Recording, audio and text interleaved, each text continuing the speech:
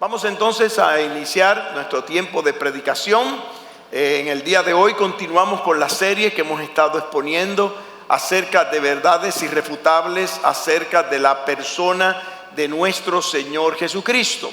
Y la verdad que vamos a exponer en el día de hoy es que nuestro Señor Jesucristo siempre es vencedor. Amén. Amén. Y vamos a ver por qué la Biblia nos enseña sobre esta verdad. Y quiero que abra su Biblia en Hechos capítulo número 4 y verso número 27 y verso 28. Vamos a leer aquí sobre la palabra de Dios, o en la palabra de Dios, a donde se nos narra, y está aquí el apóstol Pedro explicando y dando a conocer todo lo relativo a lo que fue la muerte o el juicio después del sufrimiento que pasó nuestro Señor Jesucristo antes de ir a la cruz del Calvario. Y la palabra de Dios nos dice aquí en estos dos versículos: porque verdaderamente se unieron en esta ciudad contra tu santo Hijo Jesús, a quien ungiste, Herodes y Poncio Pilato, con los gentiles y el pueblo de Israel, para hacer cuanto tu mano y tu consejo habían antes determinado que sucediera. Vamos a orar y vamos a pedir la bendición a nuestro Dios. Amante Dios y Padre, queremos alabarte y bendecirte una vez más.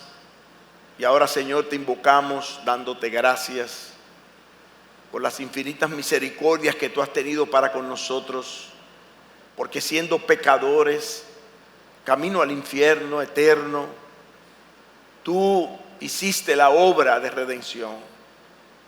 Escogiste el venir a este mundo pecador, enemigo tuyo, para dar tu vida en la persona de Cristo, para dar vida a todos aquellos que hemos de creer en esa obra vicaria y redentora. Gracias, Padre, porque, como dice tu palabra aquí, todo lo que el mundo vio que podía ser malo, tú lo convertiste a bueno, para salvar mucho pueblo, para glorificar tu nombre, para que hoy, Señor, estuviésemos predicando tu palabra y dándote a ti la honra y la gloria que solamente tú mereces. Gracias por Jesucristo, gracias por tu Hijo, gracias por esa encarnación, porque Él vino a sustituirnos en el pago de nuestros pecados. Gracias, Padre, por todo lo que tú nos muestras en tu palabra y cómo tú fortaleces nuestra fe día a día en la enseñanza de las Sagradas Escrituras. Bendícenos, oh Dios, y te lo rogamos y te damos las gracias por Cristo Jesús. Amén y amén. La palabra de Dios es muy clara y precisa al respecto de hacernos entender que todo lo que ocurre en la vida de la persona de Cristo Jesús ha sido predeterminado por la persona del Padre. Independientemente de todo eso, no hubo nada que se escapara de la persona de Dios, de la voluntad soberana de la persona de Dios. Independientemente de eso, nos hace entender la palabra de Dios que no solamente en la persona de Jesucristo ocurre esta realidad, sino que también en nosotros, los que hemos creído, los que hoy nos convertimos en hijos de Dios por la fe en Cristo, también ocurre lo mismo. Nada ocurre por casualidad en la vida de un creyente. No entiendo cómo todavía nosotros tenemos tantos temores cuando la Biblia dice que el temor trae lazo al hombre y nos ata a situaciones, pensamientos, temores de los cuales nosotros debemos de estar liberados. Porque como dice la Escritura, si usted ama a Dios, a los que aman a Dios, todas las cosas, no algunas, todas las cosas le obran a bien. esto es, a los que conforme a su propósito, y ahí es que está la clave de todo esto, a los que conforme a su propósito, ¿verdad?, han sido llamados. Y la palabra de Dios nos enseña esta gran verdad. De hecho, todavía más, el Salmo 34 y versículo número 7 nos da una garantía adicional a todo esto cuando dice: el ángel de Jehová acampa alrededor de los que le temen y los defiende. Y el rey David estaba convencido de que todo lo que pasase en su vida era bajo la mano protectora y soberana del Dios de los cielos. Lo más profundo que podemos decir sobre la persona de nuestro Señor Jesucristo y acerca de su sufrimiento y su obra en la cruz es el hecho de que ciertamente todo aquello que el hombre pudo haber visto como mal, Dios ese mal lo convirtió a bien. Y lo hizo en su soberana voluntad, aun cuando nosotros ni siquiera podemos entender eso. Lo hizo en su soberana voluntad para darnos salvación y vida eterna, para que nosotros hoy no solamente estuviésemos seguros de que cuando cerremos los ojos de esta vida vamos a ir al reino de los cielos, sino que aparte de todo eso, Él sea glorificado en todo. La Biblia nos muestra, y teológicamente hablando, hemos visto y estudiado lo que son los tipos en el Antiguo Testamento que apuntan hacia un personaje del Nuevo Testamento.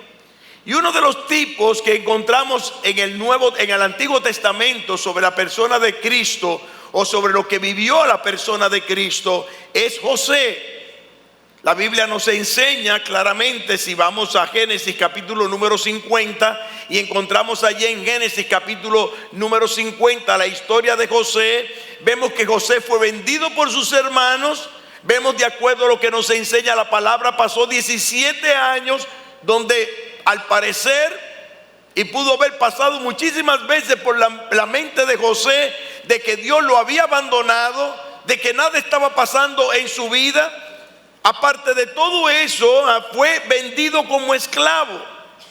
Fue vendido como esclavo, fue acusado injustamente, pasó en la cárcel todos esos años.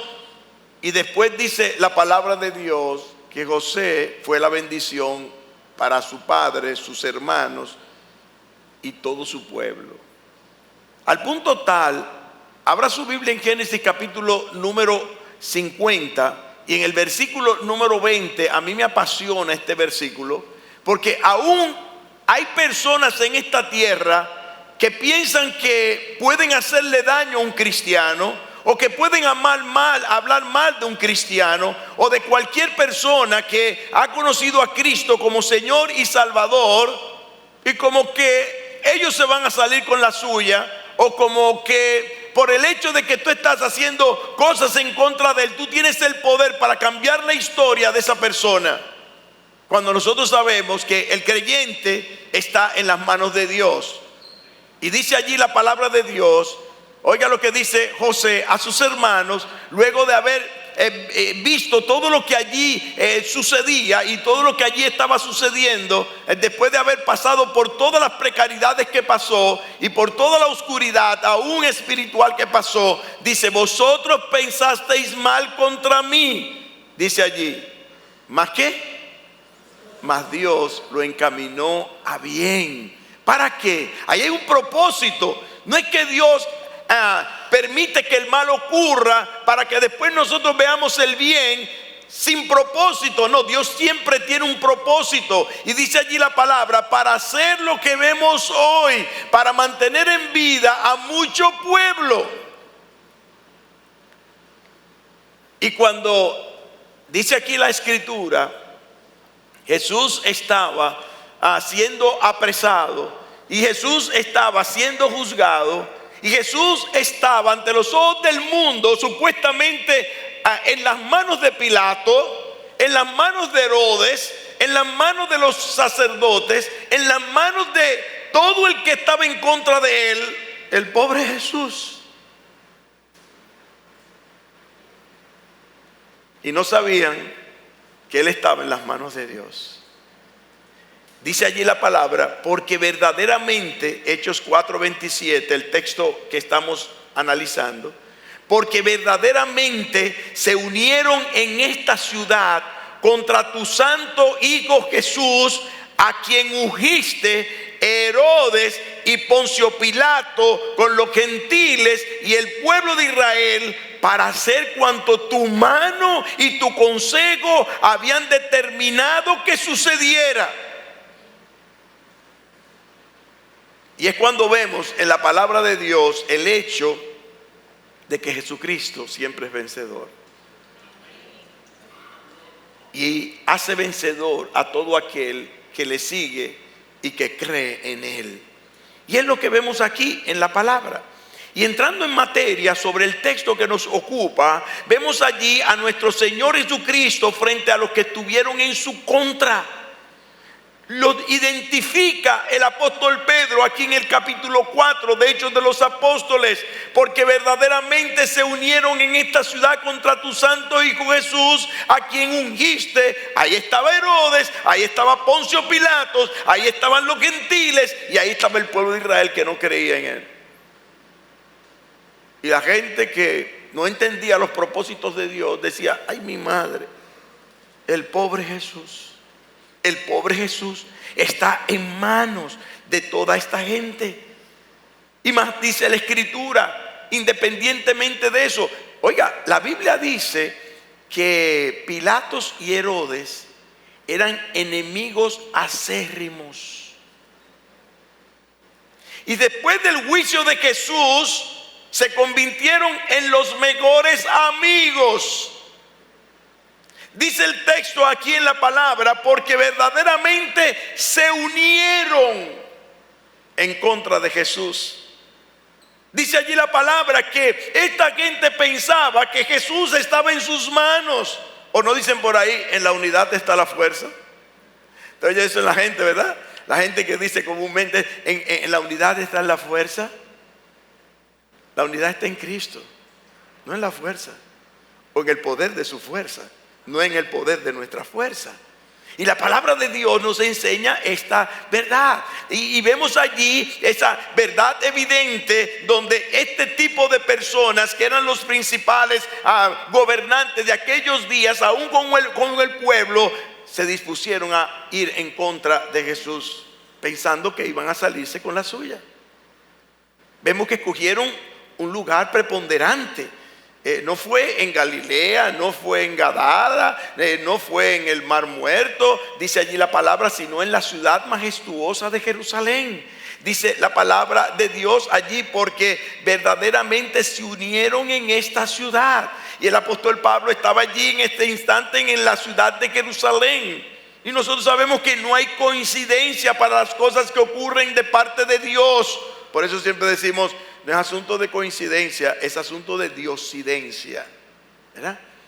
Es que esto está manejado por las manos de Dios. Tenía que ser en la ciudad de Jerusalén, como había sido profetizada, en la ciudad de Sión, dice la palabra de Dios, de la cual el mismo Señor Jesucristo habló de esta manera. Y lo vemos en Lucas capítulo número 13 y versículo 34. Cuando dice: Jerusalén, Jerusalén, que matas a los profetas y apedreas a los que te son enviados, ¿cuántas veces quise juntar a tus hijos como la gallina junta a los polluelos, sus polluelos debajo de las alas, y no quisiste? Ahí tenía que ser, dice la palabra. No podía ser en otro lugar. Ahí tenía que ser la ciudad que tenía esa fama, que mataba a los profetas y apedreaba a los que eran enviados de parte de Dios. Ahí tenía que ser donde ocurriesen todas las cosas, porque Dios así lo había predestinado. Y lo vemos así. La maldad crece, la maldad se unifica allí en contra de la persona de nuestro Señor Jesucristo. Pero ¿qué dice Isaías capítulo 53 y versículo número 10? Cuando vemos la profecía allí dada por el profeta Isaías, apuntando hacia la persona de Cristo, apuntando hacia el ungido de Jehová, dice allí muy claramente, porque Jehová quiso quebrantarlo. Fue una decisión de Dios.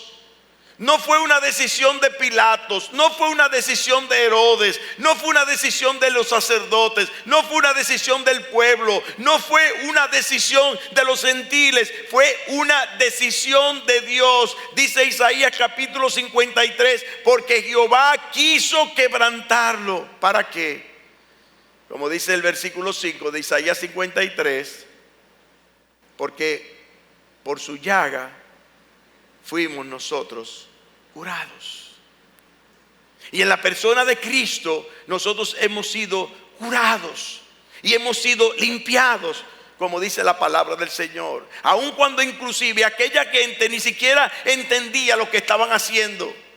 Por eso el Señor Jesucristo allí en la cruz del Calvario, colgado ya en la cruz del Calvario, dice: Padre, perdónales porque no saben lo que hacen. Y allí se reunieron en aquella ciudad, dice la palabra, contra tu santo Hijo Jesús, a quien el Señor había escogido y había elegido como el ungido de Jehová. Vayamos otra vez a Hechos capítulo 4 y verso número 27. El texto apunta diciendo: porque verdaderamente se unieron en esta ciudad contra tu santo Hijo Jesús. ¿A quién? A quien ungiste.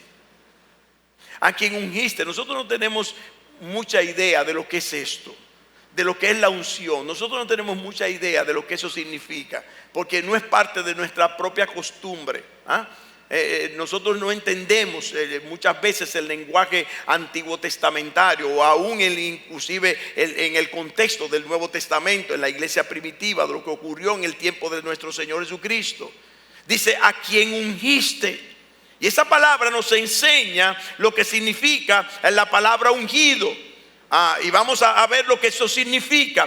Dice: es ciertamente uno que es investido, uno que es coronado, uno que es proclamado, uno que es exaltado, uno que es honrado y escogido para hacer la voluntad de Dios. En este caso, el Señor Jesucristo no solamente hizo la voluntad de Dios, sino que Dios lo apartó y lo ungió para 3 santos propósitos y oficios que nosotros vemos en la Sagrada Escritura: el de rey, el de sacerdote y el de profeta. Y vemos allí que Dios escogió el venir a esta tierra en la persona de Cristo para cumplir ese propósito.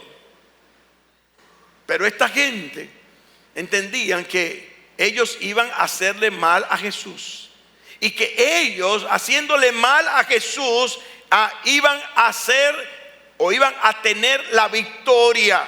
Y no sabían que Dios había escogido que todo esto sucediese para que Él fuese glorificado en la persona de Cristo, porque lo había predeterminado así, dice la Escritura, y lo había ungido para ese propósito. No hay despropósito alguno en lo que Dios determina en nuestras vidas, no solamente en la vida de Cristo, sino en la vida de los cristianos.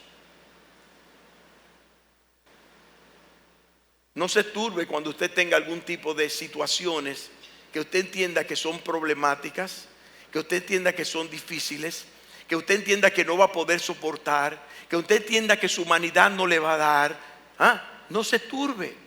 El Señor lo dijo tantas veces: no se turbe vuestro corazón. ¿Creéis en Dios?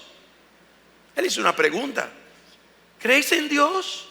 Yo no entiendo cómo nosotros decimos que creemos en Dios y nos turbamos tan fácilmente ante la adversidad, ante los problemas, ante las situaciones. Cuando dice la Escritura: ¿creéis en Dios?, dice Jesús, pues también creed en mí.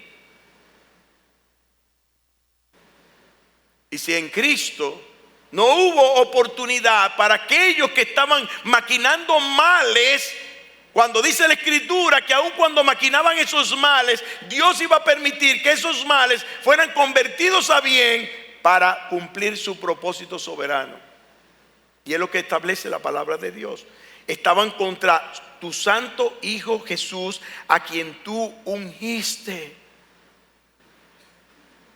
Así nos enseña la Biblia en 1 de Samuel, capítulo 2 y verso número 10 en el Antiguo Testamento. 1 de Samuel capítulo 2 y verso número 10, hablando de la persona del rey David. Dice allí: delante de Jehová serán quebrantados sus adversarios, y sobre ellos tronará desde los cielos. Jehová juzgará los confines de la tierra. Oiga, dará poder a su rey y exaltará el poderío de su ungido.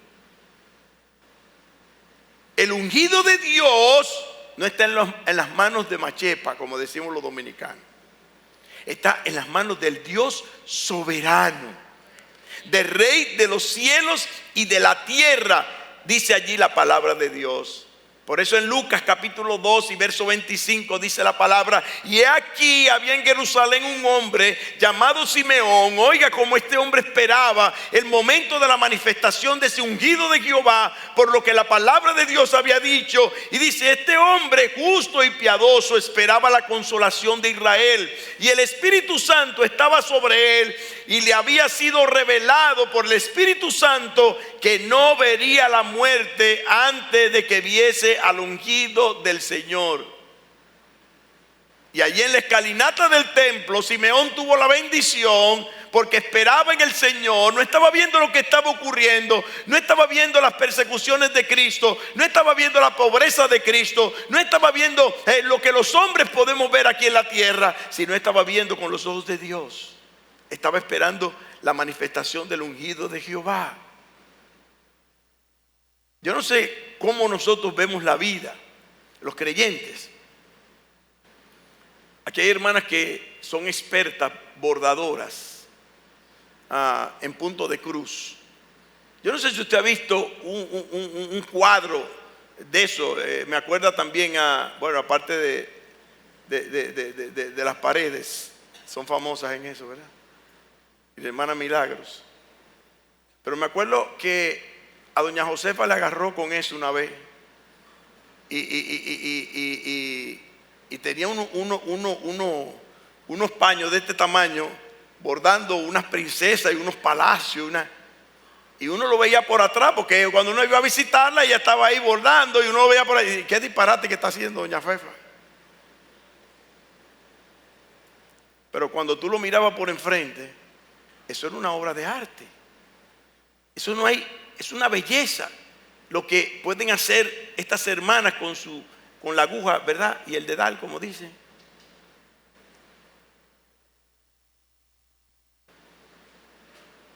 Cuando nosotros vemos la vida con nuestros ojos, la vemos un disparate. La vemos sin propósito. No sabemos lo que está ocurriendo. No sabemos lo que está haciendo Dios. Pero Dios, que la está viendo de arriba, la está viendo perfecta. La está viendo a través de sus propósitos. Está viendo lo que Él ha diseñado para nuestra vida, y cómo al final del tiempo, aun cuando los hombres puedan ver un desastre de vida, Dios lo va a convertir a bien. Y vemos allí que por esa causa Jesús fue declarado el instrumento ungido de Dios, dice la palabra. El instrumento ungido de Dios, dice la Escritura. Y mire, usted recuerda lo que Dios hizo con el pueblo de Israel. El pueblo de Israel no quería tener jueces. El pueblo de Israel dijo: yo voy a tener rey. Nosotros queremos tener reyes como tienen las otras naciones. Y de acuerdo a la Biblia, me imagino Samuel se ofendió prácticamente con lo que estaba oyendo. Samuel fue el último juez de Israel. ¿Cómo que no quieren? Esta gente son malagradecidas. Ellos quieren reyes. El Señor le dijo: ¿usted quieren reyes? Pues vamos a darle buenos reyes, le vamos a dar. Y tremendos reyes que tuvieron los israelitas. Usted coge el listado de los reyes de los israelitas, y si usted encuentra uno o dos que dice la Biblia que eran buenos, Se ganó la lotería. A ustedes quieren reyes, le vamos a dar reyes.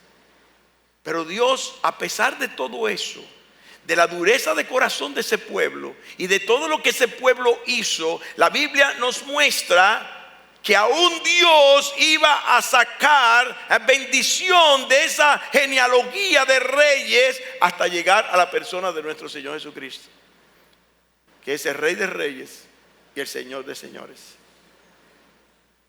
Y vemos a Jesús como instrumento de Dios allí, cumpliendo el propósito de Dios en el camino señalado por Dios. Y lo asombroso de todo esto es que el mal y el sufrimiento que fueron señalados por Dios en el camino de Cristo para vencer el mal, Dios lo convirtió a bien. Y vemos aquí que todo esto ocurrió. ¿Por qué? Porque no solamente Dios es perfecto, no solamente Dios es soberano, dice la Escritura, sino que Dios lo hace en consonancia con todo lo que la profecía había declarado. Y vemos allí lo que se conoce en teología como el predeterminado consejo de Dios. El predeterminado consejo de Dios. Abra su Biblia en Hechos capítulo 4 nuevamente, versículos 27 y 28, dice allí la palabra: porque verdaderamente se unieron en esta ciudad contra tu santo Hijo Jesús, a quien ungiste, Herodes y Poncio Pilato, con los gentiles y el pueblo de Israel, para hacer cuanto tu mano y tu consejo habían antes determinado que sucediera. Que tu mano y tu consejo habían determinado que sucediera. Hay muchas personas que piensan o quieren o desean entender todo lo que ocurre en esta tierra. Mire, usted no va a poder hacer eso. Hay que ser Dios para saber eso. Deuteronomio 29 que dice: las cosas secretas pertenecen a Jehová, mas las reveladas son para nosotros y para nuestros hijos, para que las pongamos por obra. Y todavía no hemos hecho o no hemos puesto por obra ni el 1% de todo lo que ha sido revelado, pero estamos interesados en conocer lo que no ha sido revelado.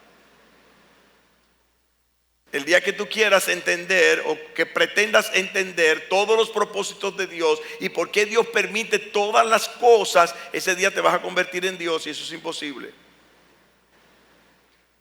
Hay cosas que pertenecen a Jehová, y aun cuando yo no veo el propósito de Dios, yo tengo que darle gloria a Dios por lo que está sucediendo, porque al final de todo Jesús es el vencedor.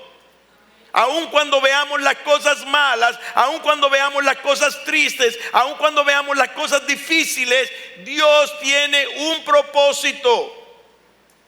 Y yo tengo que entenderlo así. ¿O no hay un personaje en la Biblia que es el prototipo, ejemplo para nosotros entender esta verdad? El libro de Job se escribió específica y únicamente para enseñarnos a nosotros lo que eso significa, lo que es confiar en el consejo, dice aquí la Escritura, antes determinado de Dios, y entender sus propósitos y aceptar su voluntad. Perdió sus hijos, perdió sus bienes, perdió todo lo que tenía, y aparte de todo eso le vino una sarna maligna. Y una persona que le pase todo eso, ¿cree en Dios? Eso es lo que dice la gente en la calle. Y ese cree en Dios, pasándole todo lo que le está pasando, y cree todavía en Dios. Bueno, la primera consejera de Job fue su mujer: maldice a Dios y muérete. ¿Qué Dios ni Dios? Me ven a hablar de Dios y me quitó mis hijos, y ahora ni siquiera puede estar al lado tuyo porque tú tienes una sarna maligna que hiede, que me imagino lo que hedía el cuerpo de Job. ¿Y qué dice la palabra? De un hombre que entendió el propósito divino del Señor. En lo bueno hemos de bendecir y en lo malo hemos de maldecir. Dice la Biblia allí que Job no encontró un solo despropósito de todo lo que ocurrió en su vida. Y después de todo eso, dice la palabra, Dios lo bendijo de tal manera que Dios multiplicó todo lo que tenía para la gloria de su nombre y bendición de Job. Pero nosotros queremos ser salvados del infierno, liberados del pecado, con seguridad de ir al cielo, comprados por Cristo, para hacer en esta tierra lo que nos da la gana y que no nos pongan la mano, y tener una vida color de rosa. Pero aquí no dice para hacer cuanto tu mano o mi mano o tu consejo o mi consejo que yo he predeterminado.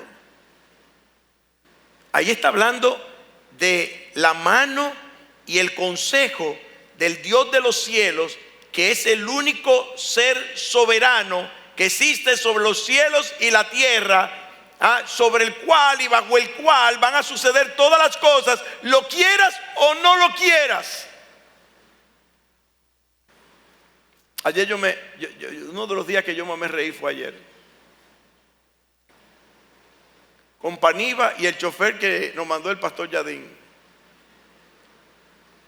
Yo no me había reído tanto en mi vida como el día de ayer. Y cada vez que venía un policía acostado, una curva, él mismo hacía, diga, y el hermano Toribio decía atrás, ¿y qué pasó? ¿Y qué pasó? ¿Y que los frenos le están fallando? Y yo le decía al chofer, no, acuérdese que el hermano Toribio se lo cree todo. Y le decíamos a los de atrás, ¿quiénes están salvos? Antes de salir, ¿quiénes están salvos? Porque aquí puede pasar cualquier cosa. No, porque yo no quiero que pase nada. Pues no vaya, que a lo mejor te va a pasar en tu casa. Porque si Dios quiere que pase, te va a pasar en tu casa. Ese era como aquel que le tenía miedo a los aviones y nunca se montaba en un avión porque se iba a caer de un avión. Y vivía cerca de un aeropuerto y un aterrizaje forzoso de un avión cayó por en medio de la casa y lo mató, sentado en las mecedoras de su casa. Por el determinado consejo de Dios. ¿Y qué dijo Job? Jehová dio, Jehová quitó, sea el nombre de Jehová bendito. Eso dice la Biblia. Dios siempre es el vencedor.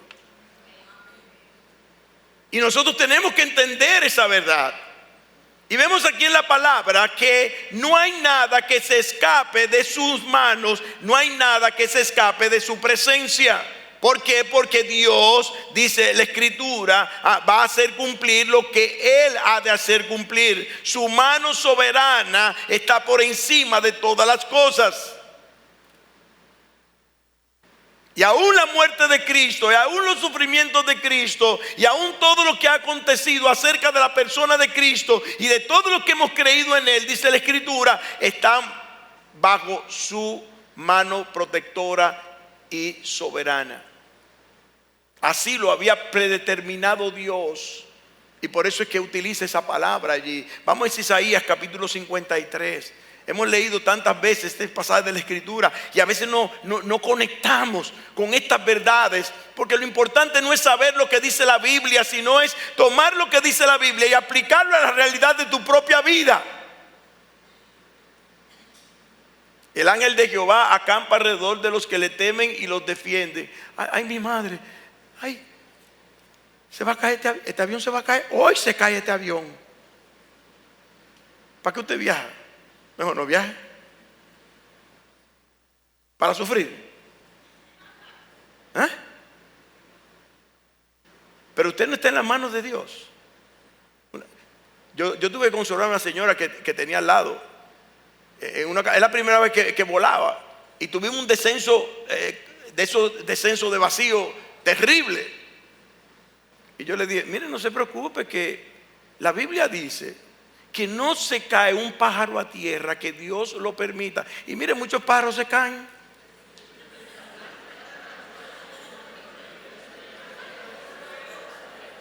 Es un buen consuelo, pero yo no estoy diciendo la verdad. Pero aun cuando se caigan, Dios va a tener control de eso. Casi le da un infarto a la señora, porque no entiende la mano soberana de Dios. El que entiende la soberanía de Dios y entiende que todo lo que ocurre es bajo la persona, el control de Dios, no tiene por qué temer. Dice allí la palabra, y por eso la Escritura nos enseña esta verdad. Y hablando del Señor Jesucristo, y hablando de la profecía, todo estaba dicho. ¿Quién ha creído a nuestro anuncio? ¿Y sobre quién se ha manifestado el brazo de Jehová? Dice, subirá cual renuevo delante de él, y como raíz de tierra seca. No hay parecer en él ni hermosura. Le veremos más inatractivo para que le deseemos. Despreciado y desechado entre los hombres, varón de dolores, experimentado en quebranto, como que escondimos de él el rostro, y fue menospreciado y no lo estimamos. Ciertamente llevó él nuestras enfermedades, sufrió nuestros dolores, y nosotros le tuvimos por azotado, por herido de Dios y abatido. Mas él herido fue por nuestras rebeliones, molido por nuestros pecados. El castigo de nuestra paz fue sobre él, y por su llaga fuimos nosotros curados. Todos nosotros nos descarriamos como ovejas, cada cual se apartó por su camino, mas Jehová cargó en él el pecado de todos nosotros. Angustiado él y afligido, no abrió su boca. Como cordero fue llevado al matadero, y como oveja delante de sus trasquiladores enmudeció y no abrió su boca. Por cárcel y por juicio fue quitado, y su generación, ¿quién la contará? Porque fue contado de la tierra de los vivientes, y por la rebelión de mi pueblo fue herido. Y se dispuso con los impíos su sepultura, mas con los ricos fue en su muerte. Aunque nunca hizo maldad, ni hubo engaño en su boca. Con todo eso Jehová quiso quebrantarlo, sujetándole a padecimiento. Cuando haya puesto su vida en expiación por el pecado, verá linaje, vivirá por largos días. Y la voluntad de Jehová será en su mano prosperada. Verá el fruto de la aflicción de su alma y quedará satisfecho.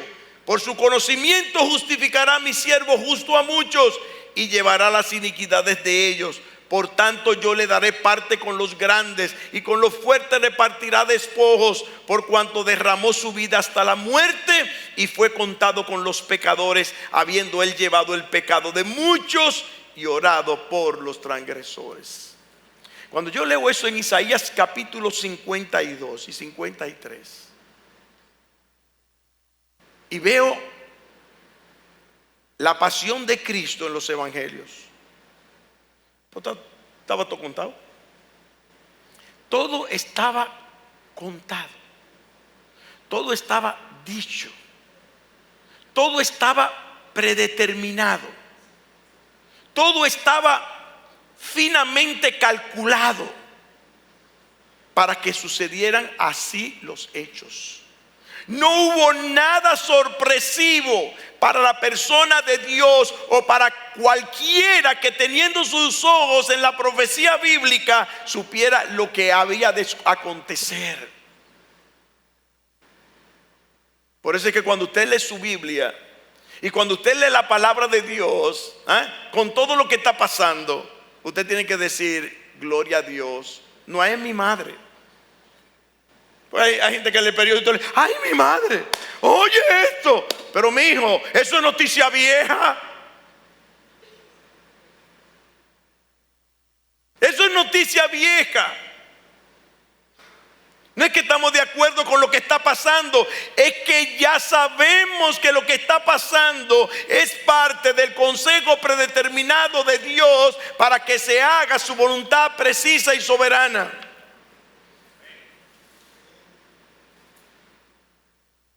Porque usted lee lo que dicen los periódicos y usted está leyendo Mateo capítulo 24 y capítulo 25. Usted está viendo lo que está sucediendo hoy con la moral de este mundo y usted nada más está leyendo Romanos capítulo 1 del versículo 18 hasta el 32. ¿Y qué es lo que está pasando con esta degeneración moral y con esta vagabundería y con todo? Léete Romanos. Es que ya todo está contado, ya todo está dicho, ya sabemos a dónde vamos, ya al final de la novela, mire. Yo he visto gente que no le gusta leer los libros y cuando leían novelitas lo que hacían era, compraban la novela y leían el último capítulo.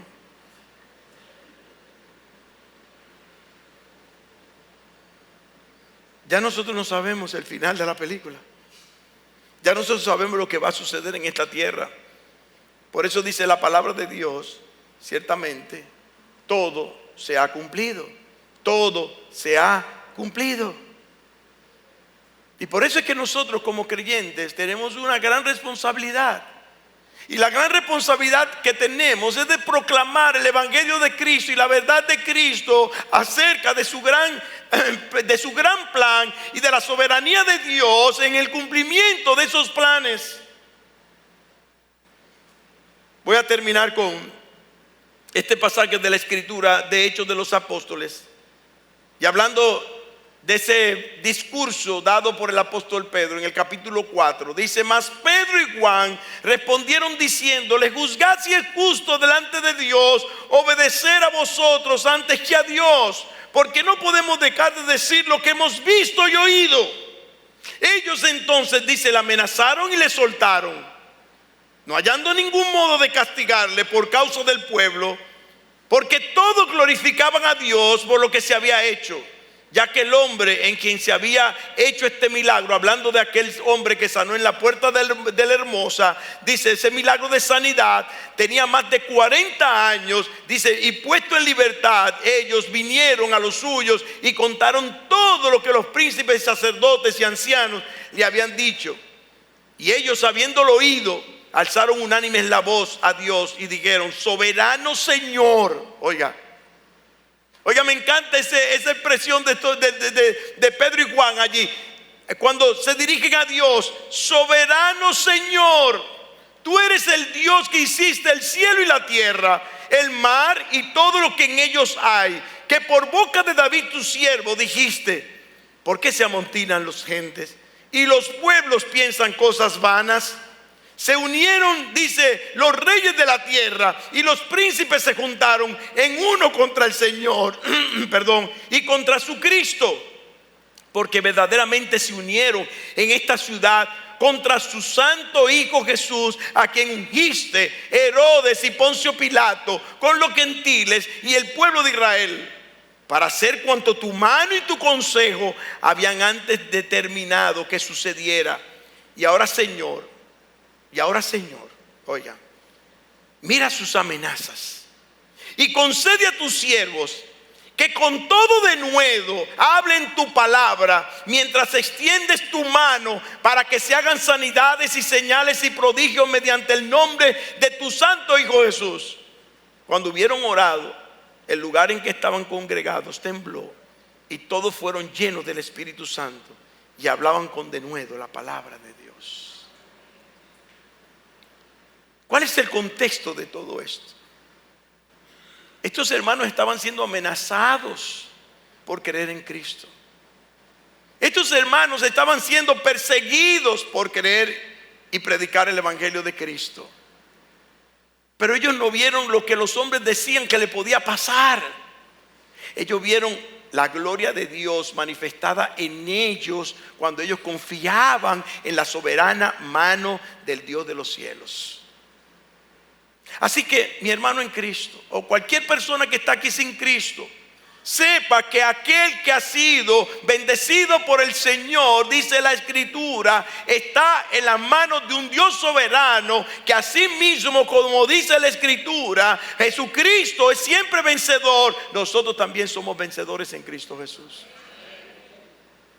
Y por eso no podemos callar de predicar la palabra de Dios, de enseñar el Evangelio de Cristo y proclamar a ese Dios soberano que es el que nos dio vida, y no vida, dice la Escritura, sino vida eterna. Amén. Vamos a orar y a dar gracias al Señor. Padre nuestro, Dios de la gloria, te alabamos y te bendecimos. Te damos las gracias por tus ricas misericordias para con nosotros. Tú eres el Dios soberano. Tú eres el Rey de los cielos y la tierra. Y no hay nada en esta tierra que suceda que tú no lo permitas. Oh Dios, en ti confiamos. Y te rogamos que tú asimismo fortalezcas la fe de todos aquellos que creemos en ti día a día, a pesar de las circunstancias, a pesar de la gente, a pesar de las amenazas, a pesar de las dificultades, de las pruebas. Aun cuando dice tu palabra que podamos estar gozosos cuando nos hallemos en diversas pruebas, porque eso es parte de tu trabajo soberano sobre nosotros. Padre, bendice a tu iglesia y que nosotros podamos actuar realmente como hijos tuyos que somos, creyendo lo que dice tu palabra para glorificarte a ti, solamente a ti. Padre, gracias. Gracias por esta enseñanza, por esta verdad que hemos aprendido hoy. Jesucristo siempre es vencedor. Por ti, oh Padre, porque tú eres el Dios soberano. Bendícenos y asimismo guárdanos de todo mal. Y que entendamos que todo lo que pasa en nuestra vida tiene un propósito en tus manos. Y te lo damos las gracias. Y te rogamos que nos bendigas y nos ayudes. En el nombre precioso de Cristo Jesús. Amén.